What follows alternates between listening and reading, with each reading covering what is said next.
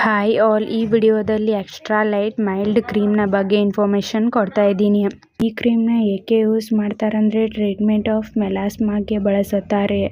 ಅಂದರೆ ಮುಖದ ಮೇಲೆ ಬರುವಂತಹ ಬ್ರೌನ್ ಪ್ಯಾಚಸ್. ಇದನ್ನು ಸಾಮಾನ್ಯವಾಗಿ ಎಲ್ಲರೂ ಬಂಗು ಅಂತಲೂ ಕರೆಯುತ್ತಾರೆ.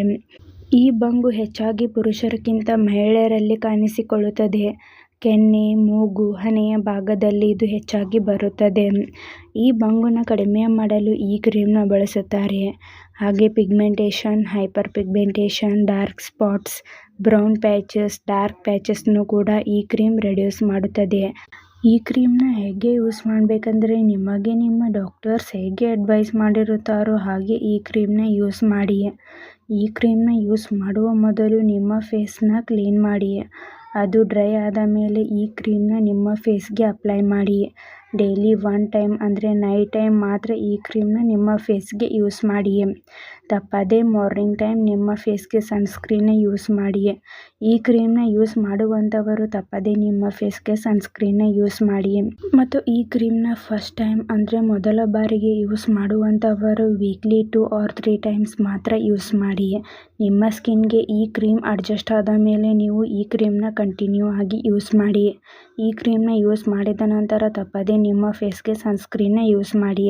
ಇಲ್ಲಾಂದರೆ ಡಾಕ್ಟರ್ಸ್ ಹೇಗೆ ಅಡ್ವೈಸ್ ಮಾಡಿರುತ್ತಾರೋ ಹಾಗೆ ಈ ಕ್ರೀಮ್ನ ಯೂಸ್ ಮಾಡಿ. ಈ ಕ್ರೀಮ್ ಹೇಗೆ ವರ್ಕ್ ಮಾಡುತ್ತೆ ಅಂದರೆ ಇದರಲ್ಲಿ ಅಜಿಲಿಕ್ ಆಸಿಡ್ ಮತ್ತು ಟ್ರೆಟಿನಾನ್ ಎಂಬ ಮೆಡಿಸಿನ್ಸ್ ಇವೆ. ಅಜಿಲಿಕ್ ಆಸಿಡ್ ಇದು ಒಂದು ನ್ಯಾಚುರಲಿ ಆಕರಿಂಗ್ ಆಸಿಡ್ ಆಗಿದೆ. ಇದು ನಿಮ್ಮ ಫೇಸ್ ಮೇಲೆ ಪ್ರೊಡಕ್ಷನ್ ಆಗುವಂಥ ಮೆಲನಿನ್ ಪ್ರಮಾಣವನ್ನು ಕಡಿಮೆ ಮಾಡುತ್ತದೆ. ಮತ್ತು ಟ್ರೆಟಿನಾನ್ ಇದು ಒಂದು ವಿಟಮಿನ್ ಎ ಮೆಡಿಸಿನ್. ಇದು ನಿಮ್ಮ ಫೇಸ್ ಮೇಲೆ ಇರುವಂಥ ಡೆಡ್ ಸ್ಕಿನ್ ಸೆಲ್ಸ್ನ ರಿಮೂವ್ ಮಾಡಿ ನ್ಯೂ ಸ್ಕಿನ್ ಸೆಲ್ಸ್ ಡೆವಲಪ್ಮೆಂಟ್ ಮಾಡಲಿಕ್ಕೆ ಸಹಾಯ ಮಾಡುತ್ತದೆ. ಹಾಗೆ ಸ್ಕಿನ್ ಪಿಗ್ಮೆಂಟೇಷನ್, ಡಾರ್ಕ್ ಸ್ಪಾಟ್ಸ್ನು ಕೂಡ ರೆಡ್ಯೂಸ್ ಮಾಡುತ್ತದೆ. ಈ ಕ್ರೀಮ್ನ side effects skin peeling, burning sensation, redness, itching, irritation ಹೀಗೆ ಮೈನರ್ ಸೈಡ್ ಎಫೆಕ್ಟ್ಸ್ ಆಗುತ್ತದೆ.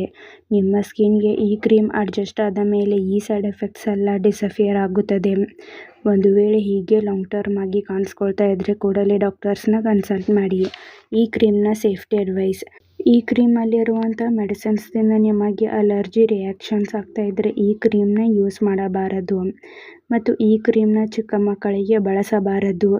ಸೆನ್ಸಿಟಿವ್ ಸ್ಕಿನ್, ಹೆವಿ ಪಿಂಪಲ್ಸ್ ಇದ್ದವರಿಗೆ ಡಾಕ್ಟರ್ಸ್ ಅಡ್ವೈಸ್ ಮಾಡಿದರೆ ಮಾತ್ರ ಯೂಸ್ ಮಾಡಿ. ನೀವೇ ಸೆಲ್ಫ್ ಮೆಡಿಕೇಷನ್ ಆಗಿ ಹಾಗೂ ಲಾಂಗ್ ಟರ್ಮ್ ಆಗಿ ಈ ಕ್ರೀಮ್ನ ಬಳಸಬಾರದು. ಪ್ರೆಗ್ನೆನ್ಸಿ ಪ್ಲಾನಿಂಗ್ ಮತ್ತು ಬ್ರೀಸ್ಟ್ ಫೀಡಿಂಗ್ ವುಮೆನ್ಸ್ಗೆ ಡಾಕ್ಟರ್ಸ್ ಅಡ್ವೈಸ್ ಮಾಡಿದರೆ ಮಾತ್ರ ಯೂಸ್ ಮಾಡಿ. ಬೇರೆ ಇನ್ಫೆಕ್ಷನ್ ಆಗಿರುವಂಥ ಜಾಗಗಳಲ್ಲಿ ಈ ಕ್ರೀಮ್ನ ಅಪ್ಲೈ ಮಾಡಬಾರದು. ಮತ್ತು ಯಾವುದೇ ಮೆಡಿಸಿನ್ ತೆಗೆದುಕೊಳ್ಳುವ ಮೊದಲು ಡಾಕ್ಟರ್ಸ್ನ ಕನ್ಸಲ್ಟ್ ಮಾಡಿ. ಈ ವಿಡಿಯೋ ನಿಮಗೆ ಇಷ್ಟ ಆಗಿದ್ದರೆ ಲೈಕ್ ಮಾಡಿ, ಕಮೆಂಟ್ ಮಾಡಿ, ಶೇರ್ ಮಾಡಿ. Thank you.